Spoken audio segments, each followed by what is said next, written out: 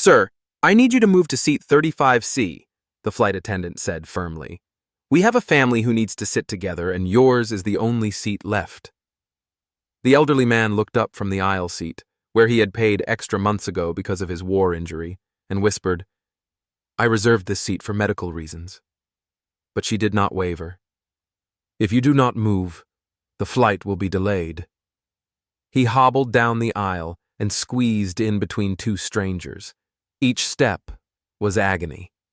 10 minutes later, the cockpit door opened and the captain appeared. What happened next changed that flight forever. Could a moment of justice restore forgotten honor? All right, my dear viewers, get ready for a story that will leave you speechless. Take a second to like this video and subscribe, only if you truly connect with what I'm sharing here, and leave a comment below telling me where you're watching from and what time it is for you. It's always exciting to see people joining us from all over the world. Thomas Sullivan, 75, sat quietly at gate B-17 in Minneapolis, St. Paul, where hurried travelers flowed past like October's cold winds. He was a silent figure, like an ancient oak standing firm against the storm of time. His sinewy hands, etched with scars, the remnants of days fighting in Hue, Vietnam, clutched an old canvas bag as if it were the anchor keeping him from drifting into memory. His silvery hair crowned his head, but his eyes, deep, pensive, held an ocean of pain and resilience. They gazed into the distance, as though searching for the days when shrapnel had lodged in his right knee, turning every step into a silent battle. Today, Thomas was not merely flying from Duluth, Minnesota to Norfolk, Virginia. He was on his way to reclaim a piece of himself, the piece of hope, of pride, of heritage. His grandson, the first in their family to follow the Marine Corps tradition, was about to graduate from the Naval Academy. Thomas had awaited this moment, not only to witness his grandson don the uniform, but to feel that his own sacrifices, those long nights nursing wounds in the jungle, had not been in vain.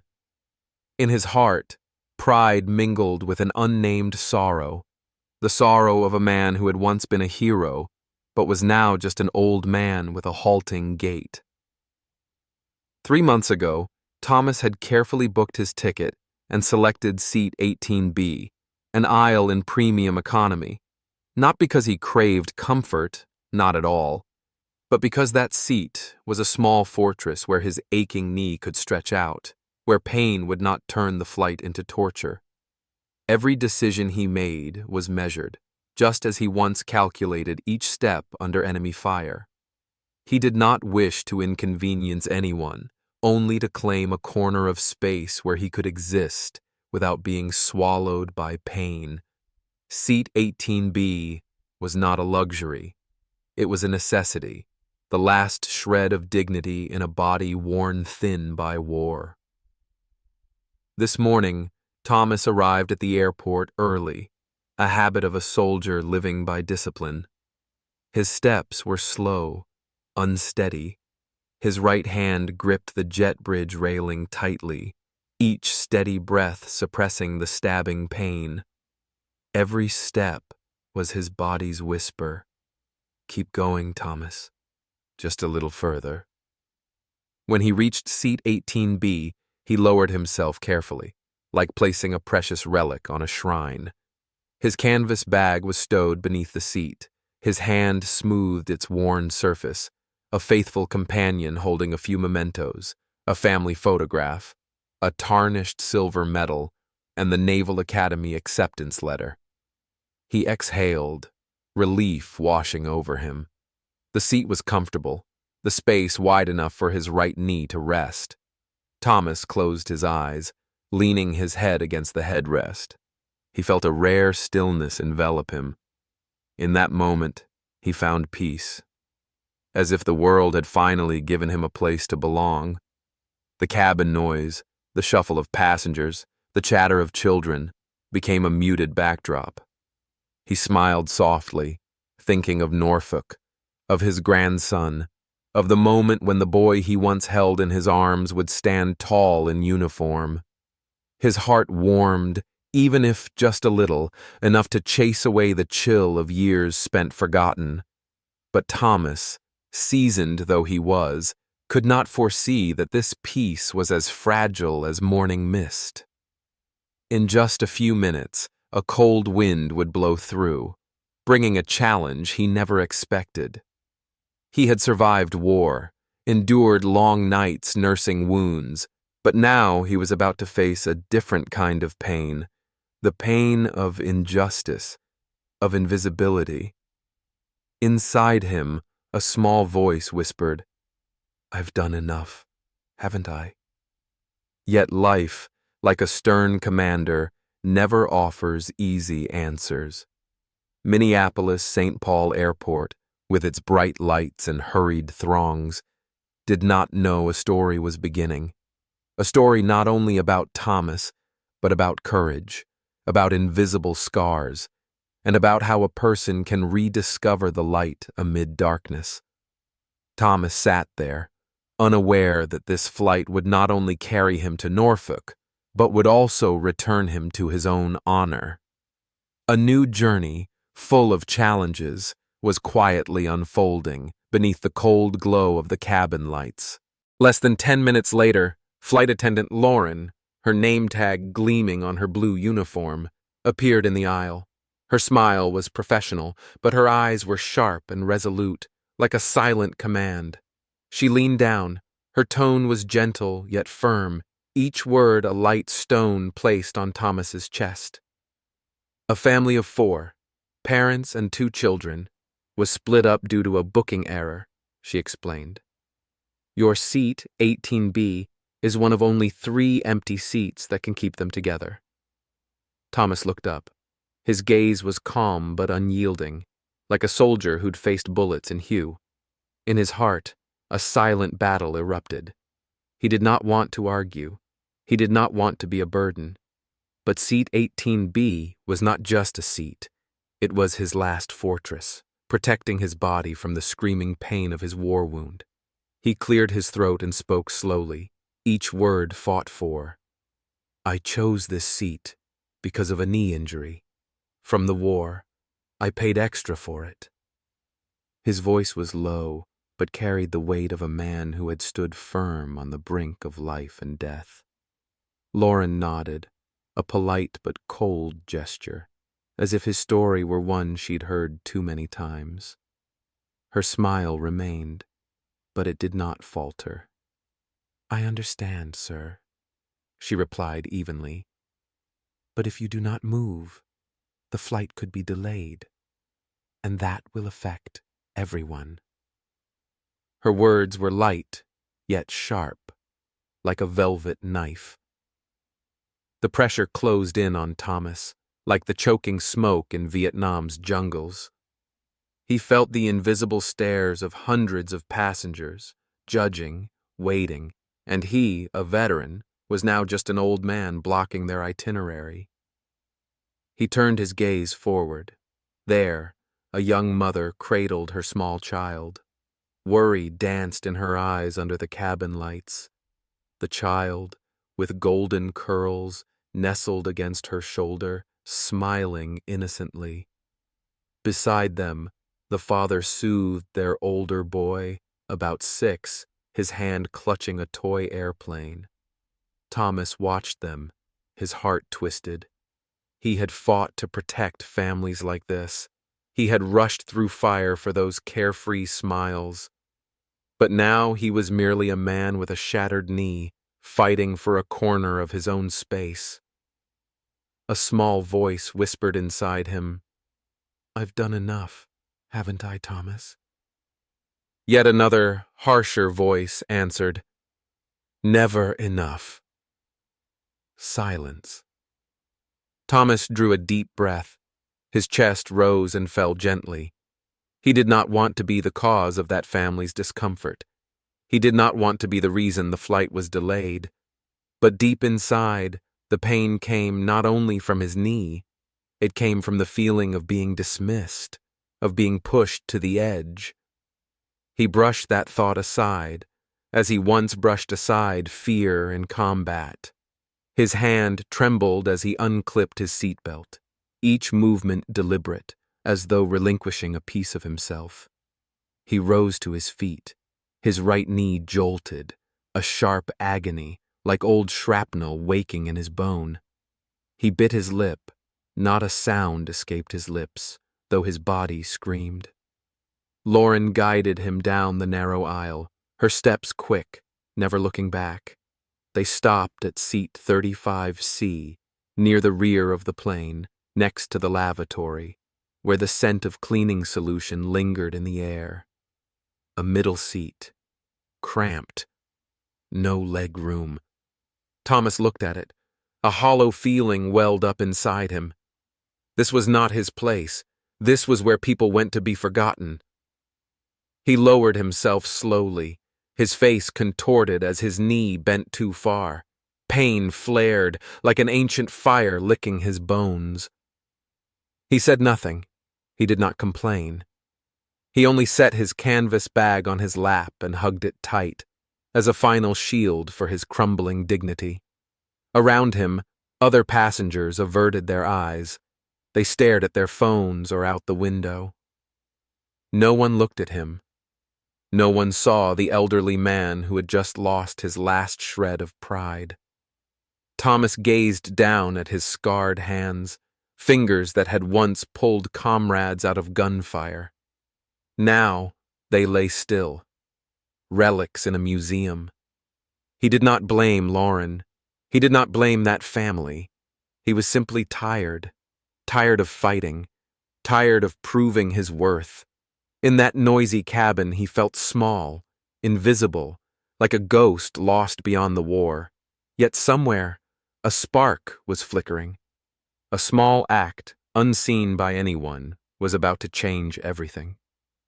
Thomas did not know it, but his fate was being rewritten, minute by minute, in the silent hearts of those who still felt compassion.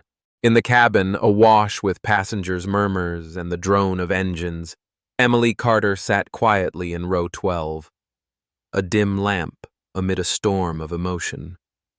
At 42, she was a freelance writer, used to chronicling others' stories, yet always keeping her distance. The laptop on her lap was dark. It seemed to mirror the turmoil in her mind. She had heard, seen, felt every ebb and flow of the exchange between Thomas Sullivan and flight attendant Lauren. Thomas's calm yet restrained voice, as cold as a war wind carrying memories, had struck her heart. It was more than words. It was a silent plea, an invisible scar she could not ignore. Emily was not one to intervene. She knew the world brimmed with injustice, and writers like her usually just recorded, never changed. Yet Thomas's hunched figure in seat 35C, only a few rows away, sent a sharp pang through her chest. He sat there, motionless, like a statue worn smooth by time. His sinewy, scarred hands folded across his chest, as if cradling pain, not just from his knee, but from decades of being forgotten. That posture reminded her of her grandfather, a retired miner who had silently borne life's wounds without a word of complaint. Emily felt an invisible tether binding her to Thomas, a stranger she'd never met, yet who felt achingly close. Her heart pounded, threatening to shatter the wall of indifference she'd spent years building. She could not remain silent. Not today. Her fingers traced the edge of her laptop, searching for courage. Then she unlocked her phone. The screen's glow illuminated her face, highlighting her determined eyes. Her fingers flew over the keys, composing a brief but piercing message to a friend in Skyway Airlines customer relations. Passenger Thomas Sullivan, seat 18B, a veteran, forced into 35C despite medical need. Flight SW619, please investigate. Each word was a hammer blow, Shattering her hesitation, she hit send, and a small current of hope surged through her. Emily looked up, eyes returning to Thomas. He remained motionless, like that ancient oak standing firm in a storm. His hands, etched with scars from Hugh, remained folded, as though hiding the pain gnawing at his flesh. His worn canvas bag lay on his lap, a solitary companion. Around them, other passengers were lost in their own worlds. A man scrolling on a tablet, a young woman in headphones, her eyes vacant. No one looked at Thomas. No one saw him. Emily felt a quiet rage welling up inside her, not anger at Lauren, nor at the family in 18B, but anger at the world's apathy that had driven a man like Thomas into the shadows. She closed her eyes. Her breath slowed. In the darkness behind her eyelids, she saw Thomas hobbling down the aisle, his head bowed as if carrying the weight of the world on his shoulders. She wondered, how many times had he endured this? How many times had he been overlooked, treated like a mere shadow? Then a spark ignited in her mind.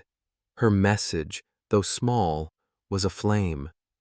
It could spread, it could awaken someone, somewhere, to set this right. Emily didn't know what would happen. She only knew she had done the right thing. For the first time that day, she felt relief, as if an invisible burden had finally been lifted. She opened her eyes. She looked at Thomas once more. He still sat there, motionless, yet Emily sensed a quiet power emanating from him. The power of a man who had faced fire and survived. No one spoke. No one offered help. But Emily knew that in this cabin a seed had been planted. A glimmer of hope, however small, had been lit. She gripped her phone tightly. Silently, she whispered, "Just a little more, Thomas. Just a bit longer, and everything will change." The plane continued its taxi down the runway, but Thomas's story did not end there. A small act, a silent message, was quietly opening a new door, a door to justice, to recognition, and to the light he so richly deserved. Dear beloved audience, please take a moment to relax or sip a glass of water, and then continue listening, for more surprising twists await. And let me know in the comments where you're watching from and what time it is for you. It's always thrilling to see people tuning in from across the globe. Comment 1 if you enjoyed this story, so we can continue bringing you more great tales. In the cockpit, Captain Robert Hayes, a former Air Force pilot with 20 years of experience, received an alert from the ground. His sharp yet compassionate eyes narrowed as a warning flashed red on his screen. Passenger complaint. Thomas Sullivan, veteran, seat 35C, medical needs ignored. Robert frowned, his thick brows knitting together, as if an old memory had been stirred. The name Sullivan echoed in his mind, recalling his father's wartime stories by the fireplace, soldiers in hue, unsung heroes with scars that never heal. Robert's heart pounded, not from flight stress, but from an urgent call, like when he'd once plunged into danger to save a comrade. Thomas Sullivan was not merely a passenger. He was a soldier, a brother whom Robert, though he'd never met, felt bound to by tales of courage. He could not sit still, not today. Robert unclipped his harness with decisive motion, as though preparing for a sacred mission. He turned to his first officer, voice low yet firm. "Hold the plane. I'll be right back." The first officer nodded, curious, but Robert strode away without looking back. The cockpit door opened, and Robert emerged into the cabin. A tall figure in a crisp blue uniform, gold stripes on his shoulders gleaming under the cabin lights. The entire plane seemed to hold its breath. Murmurs ceased, phones were lowered, and all eyes turned to him. Robert walked with steady steps, as if drum beats were guiding him through a ritual. Within him, a fire smoldered, not of anger, but of determination to right a wrong. He was more than a captain. He was a guardian of honor, and Thomas Sullivan's dignity demanded restoration. At row 35, Robert paused, his silhouette stretching down the narrow aisle. Thomas Sullivan, eyes tightly closed, lost in his own world where knee pain mingled with loneliness, startled as that tall shadow fell over him. His eyelids fluttered open, and his weary gaze met Captain Hayes's face. A moment of silence, as if time itself had paused. Robert looked down, his eyes stern but warm, as sunlight piercing dark clouds. He saw Thomas, not merely an old man, but a soldier whose scars told stories of sacrifice, of long nights cradling shrapnel in the jungles of Hugh. Not a word spoken. Captain Hayes raised his right hand in a military salute, a solemn gesture rarely seen on a commercial flight. The cabin fell silent, not a sound stirring. Then he spoke, his voice resonant, each word carving the air. "Mr. Thomas Sullivan, on behalf of Skyway Airlines, and as one comrade to another, I apologize for the injustice you have endured." Those words were more than an apology. They were a vow, an acknowledgement. Thomas blinked, stunned, as if unable to believe he was finally being seen, being heard. Inside him, a wave of emotion surged, surprise, doubt, and a glimmer of hope he had long buried. His knee ached, yet his heart, after so many years, felt suddenly lighter, as though drawn out of darkness. Hayes motioned to Lauren, standing a few steps away, her eyes confused. "Move Mr. Sullivan to seat 1B, he said, his tone low but unwavering. First class, spacious, comfortable, a place worthy of Thomas's dignity. Lauren nodded, gripping her tablet as though it were a lifeline. At seat 1B, a businessman in a crisp suit looked up. He met Hayes's gaze, then Thomas's, and understood.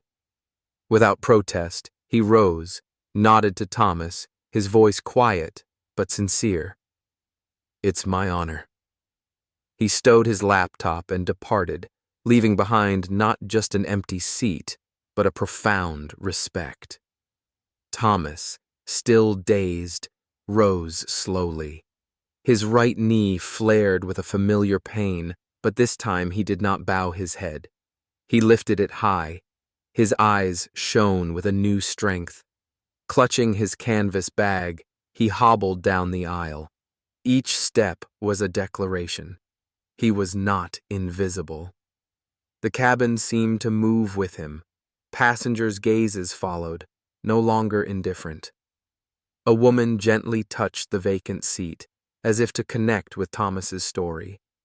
A young man removed his headphones, his eyes filled with admiration. In that moment, Thomas Sullivan was more than a veteran. He was the living embodiment of courage, a testament to the silent sacrifices the world had forgotten. Hayes walked behind him, his gaze steadfast, as a soldier escorting his comrade. Thomas's story did not end here. A door had just opened, leading him to where he belonged. Not merely to seat 1B, but into the light of recognition, into restored honor. Thomas Sullivan eased himself into seat 1B. Suddenly, a figure rose from a middle row, shattering the hush of the cabin. A young man, about 35, clad in a rumpled jacket as if fresh from a long journey. His eyes glistened, but his voice trembled, as though each word had to fight through a wall of tears. He looked at Thomas, and in that moment, time stood still. With a choked voice, He confessed that Mr. Sullivan had saved him during an ambush in Hue in 1969. Back then, he had been a rookie, trapped in enemy lines, bleeding heavily. Despite Thomas's shattered knee from shrapnel, he had charged forward and dragged him out of the hail of bullets. He had never had the chance to say thank you, never dreamed he'd meet his hero again. Yet fate, like a master storyteller, had brought them face to face on this flight. He pressed a hand to his chest, a simple gesture laden with feeling. Tears streamed down his cheeks, sparkling in the cabin lights like pearls of gratitude. Then he sat, head bowed, as if unburdening a half-century's weight. The plane fell into reverent silence, as though every soul aboard were listening to the young man's heartbeat. Thomas blinked. His eyes grew misty.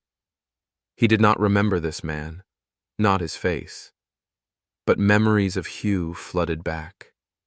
The gunfire, the smoke, the blood, the legs that trembled yet pressed onward.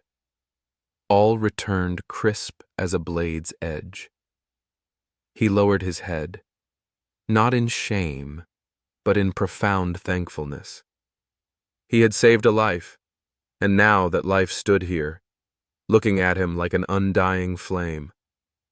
Captain Robert Hayes at the front of the aisle adjusted his headset. He activated the PA, and his voice boomed, steady as a mountain, but warm as a fire on a winter's night. "Ladies and gentlemen," he began, "today we made a grave mistake." Each word rang out, powerful and sincere. Mr. Thomas Sullivan, a former Marine, bearing the scars of war, should never have been asked to relinquish his seat. He is not merely a passenger. He is a symbol of honor. He paused, allowing the words to resonate throughout the cabin. We do not leave our comrades behind, neither on the battlefield, nor at 30,000 feet. Those words landed like a stone thrown into a still lake. Applause began, quietly, from a pair of hands in the rear row, then another pair, and soon the entire cabin erupted, like a wave sweeping through, powerful and unstoppable. The applause was more than mere praise. It was an apology, an acknowledgement, a promise that Thomas would never be invisible again. He sat there, his head bowed slightly, his hands clenching tighter. He did not cry, yet his eyes were wet, shimmering like stars reflected on a river. Inside him, a wall crumbled, the wall of loneliness, of years spent forgotten. Emily Carter, in row 12, wiped tears away with the back of her hand. She had never imagined her brief, impulsive message would lead to this moment. Her heart raced, both proud and moved. She looked at Thomas and saw that he no longer slumped, but stood tall, like an ancient oak in a storm. She smiled, even as tears fell. She had done something, small, but enough to make a difference. The story did not end in the cabin. A passenger, phone held high, had recorded Captain Hayes's address. The video, just a few minutes, was posted to social media, spreading like wildfire across a dry field. Within hours, it topped news headlines from Minnesota to Virginia. The image of Thomas, quietly seated in 1B, his eyes shining, became a symbol of silent courage. But Thomas did not know any of that. He simply sat there, stroking his canvas bag, feeling a peace he had not known in years. He was no longer the man in 35C. He was Thomas Sullivan, former Marine, hero, and above all, a man finally seen. The plane touched down at Norfolk International Airport. Thomas Sullivan sat in 1B, clutching the water bottle the crew brought him. His gaze was gentler than it had been in years. At 75, he was accustomed to dark days, war memories and knee pain his only companions. But now, In this luxurious first-class cabin, his heart felt unburdened, as if he'd reclaimed a lost piece of his soul. He was no longer the hunched man in 35C. He was Thomas, former Marine, finally seen.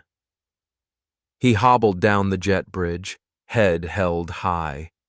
The crowd in the terminal blurred, until he spotted his grandson, dressed smartly in midshipman's uniform, holding a homemade sign. "Welcome, Grandpa Tom." His grandson's eyes lit up. The sign slipped from his hand as he ran forward, wrapping Thomas in a tight embrace. No words were spoken, only two hearts beating in proud, loving unison. Thomas stood still, letting the warmth of the next generation wash over him, a living testament that his sacrifices had meaning. A week later, back in Duluth, Thomas received a letter from Skyway Airlines declaring him a lifetime honorary guest, plus compensation for his flight. He nodded, set it aside, barely concerned. Then a second envelope caught his eye. Hands trembling, he opened it.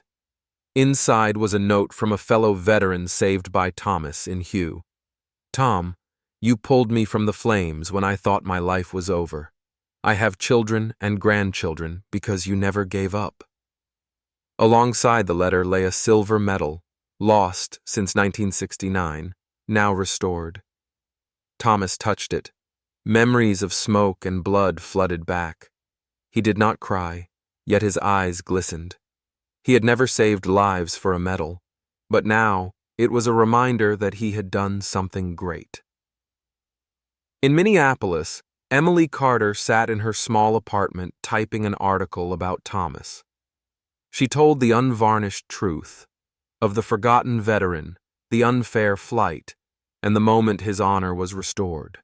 The story went viral, shared millions of times, touching students, teachers, and veteran groups alike. A high school in Virginia hung his photo in the hallway beneath the words, "Honor never fades." Emily read the comments through tears. Her small message had ignited a flame, and that flame was burning bright. Thomas still lived simply by Lake Superior. Each morning he walked, knee aching, yet steps steadier.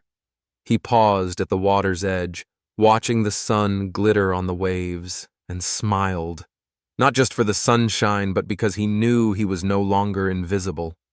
The scars on his hands and knee were now witnesses to a story told and treasured. He needed no grand medal to feel pride. Knowing someone remembered was enough. This story reminds us that kindness always finds a way, even in the darkest moments. A small act, like Emily's message, can change the world.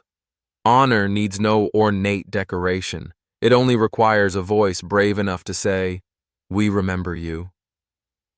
Thomas Sullivan, with his halting gait and steadfast heart, proves that silent sacrifice will be seen if we dare to open our eyes. Subscribe to Veteran Best Stories, where justice is honored, kindness is remembered, and no sacrifice is forgotten. Thank you for joining us. Don't forget to let me know in the comments where you're watching from and what time it is for you. It's always exciting to see viewers tuning in from all over the world. Comment 1 if you enjoyed this story so we can continue bringing you more great tales.